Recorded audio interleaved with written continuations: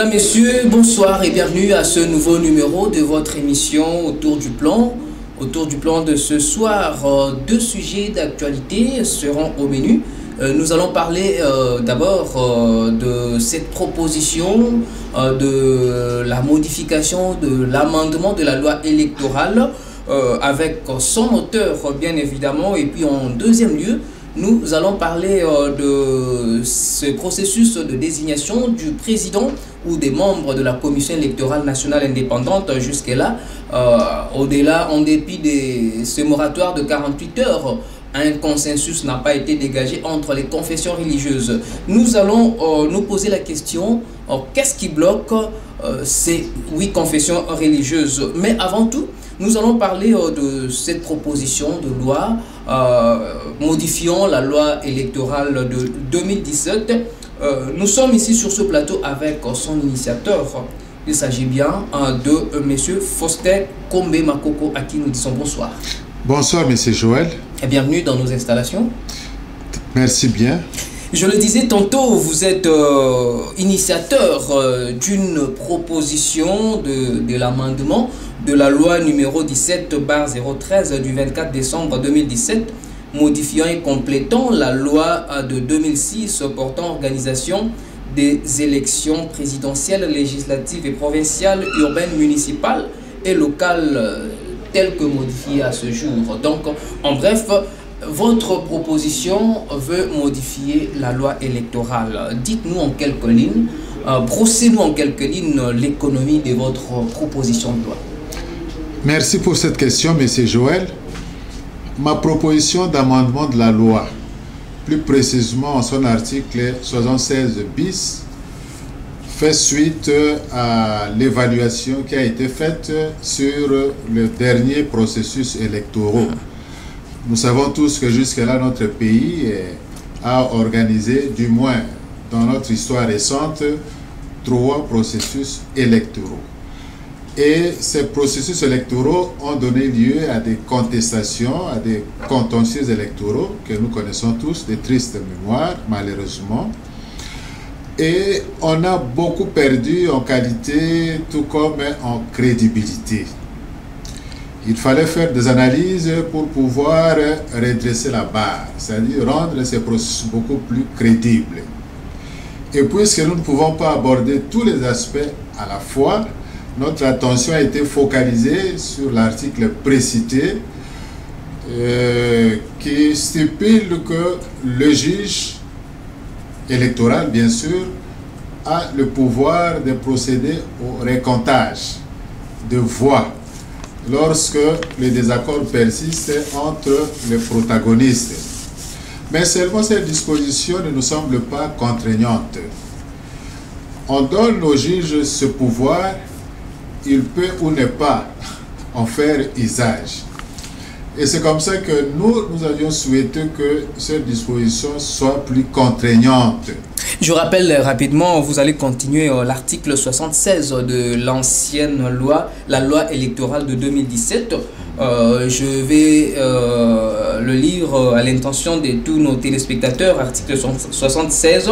Le recomptage des voix relevant du pouvoir d'appréciation du juge est une mesure extraordinaire d'instruction à laquelle le juge peut recourir après avoir épuisé toutes les autres vérifications d'usage. Cette mesure est menée de manière contradictoire par le juge en présence du ministère public, de la Commission électorale nationale indépendante, des partis politiques, des regroupements politiques, des candidats indépendants ou de leurs mandataires. C'est ça l'article 76. Tout à fait, oui. Je vais m'arrêter sur 2 termes. Allez-y. D'abord, une mesure extraordinaire. Alors que ça devrait être une mesure ordinaire, c'est-à-dire chaque fois que le désaccord persiste, le juge a l'obligation de procéder au recomptage des voix pour pouvoir départager les protagonistes en vérité des faits. Donc ça ne devait pas être une mesure extraordinaire. Non, extraordinaire, c'est-à-dire qu'il peut ou ne pas en faire usage. Donc là, ça dépend de l'appréciation du juge. Ça dépend de son appréciation. Or, nous savons que le juge, c'est un homme, il peut aussi être motivé autrement. De deux, je vais m'appesantir sur l'aspect épuiser toutes les vérifications d'usage. Mais parmi les vérifications d'usage, il y a le contrôle des dossiers.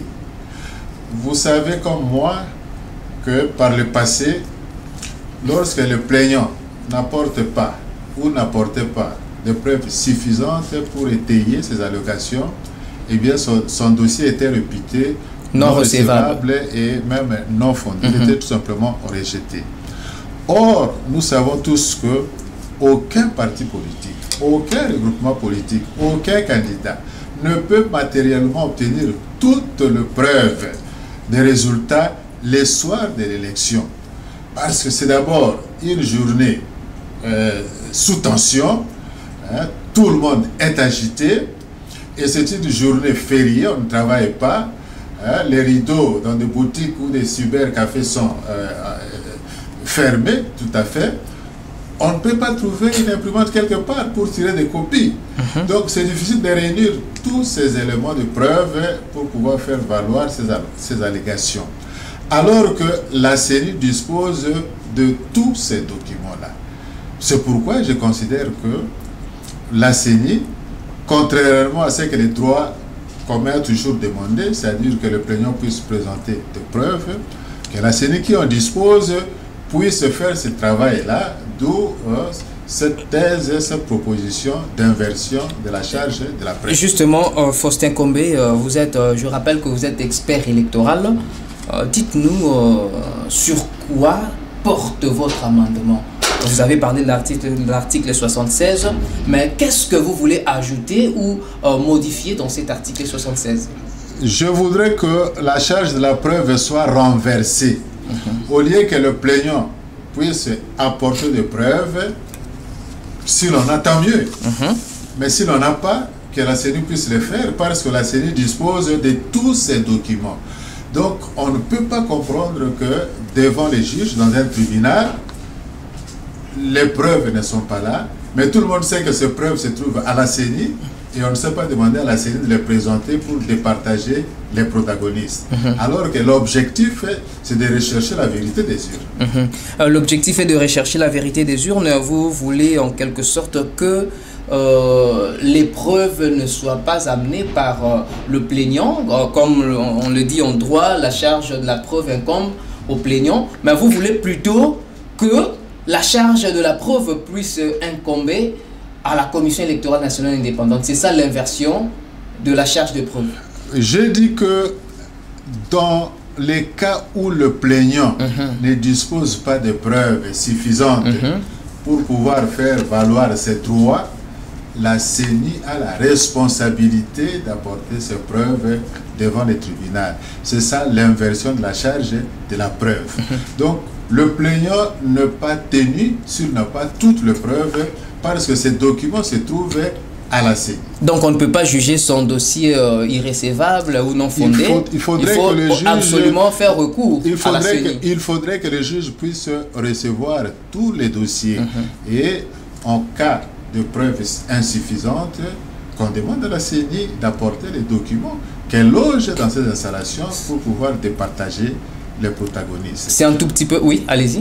Oui, je voudrais dire que je pourrais prendre l'image, par exemple, d'un étudiant ou d'un élève qui vient de passer ses examens. Les copies sont corrigées. Mais qu'est-ce qu'on lui remet? C'est le bulletin. Et sur le bulletin, on a transcrit ou on a retranscrit ses notes, ses cotes. Mais si l'élève ou l'étudiant constate qu'il y a un décalage entre les notes transcrites sur le bulletin et celles qui se trouvent dans ses copies d'examen, il a l'obligation, il a le droit d'aller réclamer que ces copies lui soient présentées pour vérifier que ces résultats-là ne sont pas les siens. Donc c'est la même chose pour la CENI. La CENI dispose de tous les documents. Pourquoi elle ne peut pas les présenter devant le tribunal lorsque les gens sont en conflit, en contentieux électoraux, quand bien même ils n'ont pas toutes les preuves suffisantes, puisque nous savons tous que matériellement, il est impossible pour n'importe quel candidat, n'importe quel parti politique, de réunir toutes ces preuves-là le soir même de l'élection. Donc, dans l'exemple que vous avez donné, tout de suite pour expliciter votre proposition de loi, le candidat, c'est un tout petit peu comme un étudiant. Tout à fait, oui. Le professeur, c'est la Commission électorale nationale indépendante. Exactement. Et le juré, le juge, comme on le dit souvent, oui. C'est aussi le juge électoral. Exactement. Donc, si le candidat comme étudiant veut faire valoir qu'il a obtenu... S'il y a doute. S'il y a doute, il doit faire recours aux notes du professeur. Tout à fait. Pour expliciter. On demande au professeur d'apporter les copies d'examen pour vérifier. Voilà. Et c'est la même chose que nous voudrions pour la CENI. Alors, quelle est aujourd'hui, c'est une proposition de loi que beaucoup d'experts électoraux vont également suivre, les autorités, et ainsi de suite. Quelle est la pertinence de cette proposition aujourd'hui? Mais la pertinence de cette proposition, c'est quoi? Nous venons de dire que la loi organique, c'est la loi organique qui dit que les 3 derniers processus électoraux n'ont pas donné des résultats escomptés.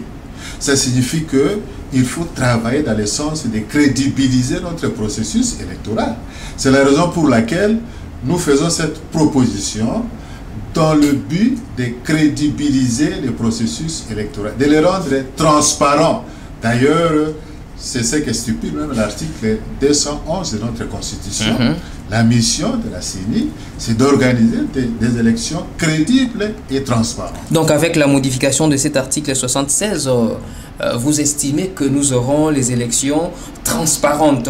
Mais en quelque sorte, en droit, il est admis que la charge de la preuve incombe aux plaignants. Mais pourquoi vous voulez en faire une exception aujourd'hui en contentieux électoral? Oui, mais quand vous parlez d'exception, même en droit, on dit que l'exception confirme la règle. L'exception, même en droit, cette exception-là existe, celle de l'inversion de la charge de la preuve. Ça existe même en droit commun. Et je vous enverrai même dans le domaine de l'environnement, dans le domaine de la santé, et presque dans tous les secteurs de la vie, cette exception-là existe, l'inversion de la charge de la preuve. Pourquoi? Il y a un certain nombre de principes qui le justifient. Et vous savez qu'en droit, les principes justifient les choix, les décisions qu'ils ont prises. Les principes viennent légitimer les principes. Je prends par exemple le principe de précaution. Vous savez, en matière de contentieux électoral, il y a toujours des risques, il y a des conséquences, il y a des dommages. Lorsque les résultats ne sont pas crédibles, tout peut arriver. Et dans ce pays, nous avons connu la guerre ici à Kinshasa. Dans ce pays, nous avons connu des candidats qui sont allés dans leur maison pour se proclamer président de la République. Donc, dans ce pays, nous avons connu des candidats qui ont été élus, mais non proclamés. Et tout cela... Il y a aussi des candidats qui n'ont pas été élus, mais proclamés. Qui ont été proclamés. Alors, avec tous les risques de l'explosion sociale, le juge a la responsabilité d'user du principe de précaution dans le sens d'anticiper les événements. Il ne faut pas attendre que les désordres sociaux arrivent pour commencer à chercher des solutions. Il faut travailler en amont. Il faut anticiper en prenant des actions qui peuvent déboucher sur la paix civile. Voilà pourquoi vous avez vous aussi anticipé. Tout à fait, tout à fait. C'est ça le principe de précaution. À côté de ce principe, il y a aussi le principe de subsidiarité. En matière électorale, c'est le partenariat. La CENI organise les élections, les candidats sont des partenaires, les autorités publiques, les citoyens, les confessions religieuses, ainsi de suite. Alors, lorsque un des partenaires est en défaut de preuve, la CENI a l'obligation de venir pallier, de venir corriger.